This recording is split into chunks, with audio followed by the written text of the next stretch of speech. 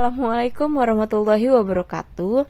Hai semuanya, kami dari kelompok 10 akan mempresentasikan materi tentang distribusi probabilitas diskrit. Untuk memulai, mari kita bahas dulu apa itu eksperimen statik. Dalam suatu eksperimen statik yang menjadi perhatian utama bukan hanya hasil dari percobaannya, tapi nilai yang bisa ditentukan dari titik sampel tersebut. Misalnya, saat kita melempar dua buah logam yang masing-masing memiliki dua sisi, yaitu gambar G dan angka A, maka semua kemungkinan hasil pelemparan logam tersebut bisa ditulis sebagai ruang sampel, yaitu G, G, G, A, G, dan A. Disinilah pentingnya kita memahami apa itu titik sampel dan ruang sampel. Berikutnya, fungsi pemetaan dan fungsi acak. Dari hasil eksperimen tersebut, kita bisa memetakan setiap titik dalam suatu nilai tertentu. Misalnya, G, itu tidak mengandung muka gambar, jadi kita beri nilai 0. Yang kedua, G, A, dan A, G, itu masing-masing mempunyai satu gambar, jadi kita beri nilai 1. Yang ketiga, A, mengandung dua gambar, maka nilainya jadi 2. Pemisahan seperti ini disebut sebagai fungsi pemetaan atau fungsi acak yang bisa disebut random function. Karena titik sampel tersebut terjadi secara acak, maka fungsi ini kita sebut juga fungsi acak bernilai real. Dari sini lahirlah konsep variabel acak yang nilainya bisa ditentukan berdasarkan hasil percobaan. Perhatikan bahwa relasi X itu setiap anggota S berpasangan dengan tepat satu anggota Rx.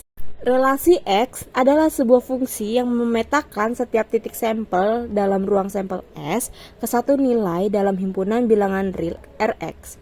Karena pemetaan ini terjadi secara acak, maka fungsi X disebut fungsi acak atau random function. Dan karena hasilnya berupa bilangan real, disebut juga fungsi acak bernilai real.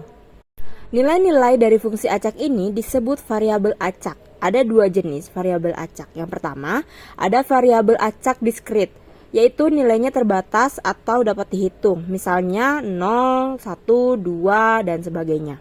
Yang kedua, variabel acak kontinu, yaitu nilainya berupa rentang dalam interval tertentu dan bisa bernilai tak hingga, termasuk bilangan desimal.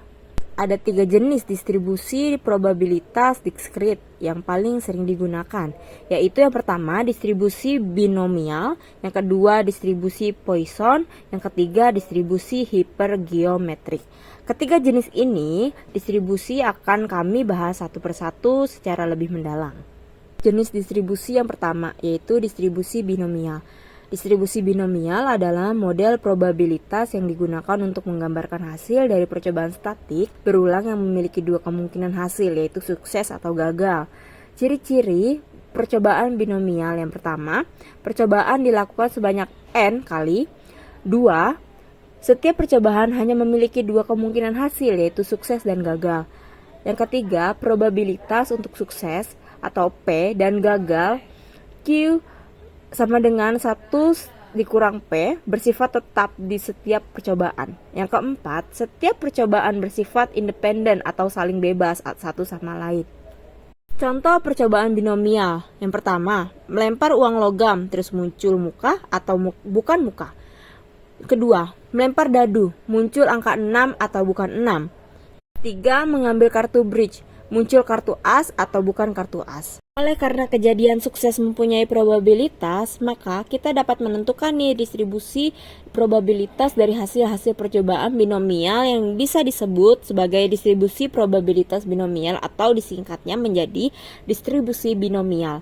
Di slide ini juga disertakan contoh soal yang menunjukkan cara penggunaan rumus binomial secara langsung, lengkap dengan langkah-langkahnya sebagai berikut.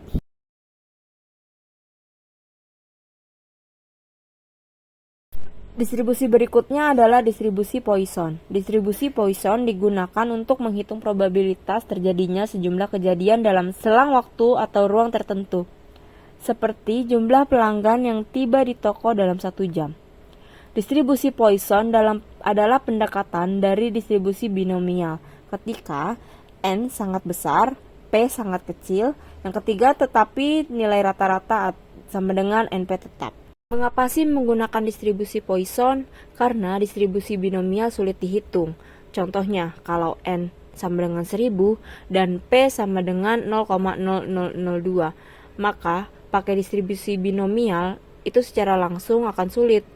Yang kedua, tabel distribusi binomial itu terbatas, hanya menyediakan hingga N sama dengan 25 dan P lebih dari 0,01. Maka itulah digunakan distribusi Poisson karena rumusnya lebih simpel dan efektif dari distribusi binomial.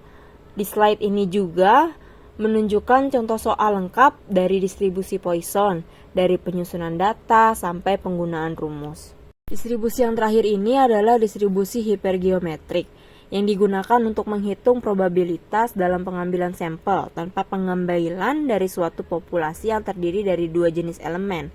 Distribusi ini digunakan ketika sampel diambil tanpa pengembalian. Terdapat dua jenis elemen. Kita ingin tahu nih peluang memilih sejumlah tertentu dari salah satu jenis elemen. Misalnya ada populasi berjumlah N yang terdiri dari yang pertama N1, elemen jenis pertama misalnya warna merah. N, strip N1, elemen jenis keduanya misalnya warna putih. Dari populasi tersebut diambil sampel acak sebagai N tanpa pengembalian. Terdapat gambar pada variabel acak ini, misalkan X sama dengan K adalah banyaknya elemen jenis merah dan sampel, maka N strip K adalah banyaknya elemen jenis putih. Distribusi hipergeometrik juga disertakan contoh soal yang menunjukkan cara penggunaan rumus secara langsung lengkap dengan langkah-langkahnya. Semua yang kita pelajari bisa disimpulkan bahwa distribusi probabilitas diskrit digunakan untuk menggambarkan peluang suatu variabel acak diskrit yang bernilai terbatas atau dapat dihitung. Lalu terdapat 3 jenis juga distribusi diskrit utama yang dapat kita pahami, yaitu distribusi binomial, distribusi Poisson, dan distribusi hipergeometrik.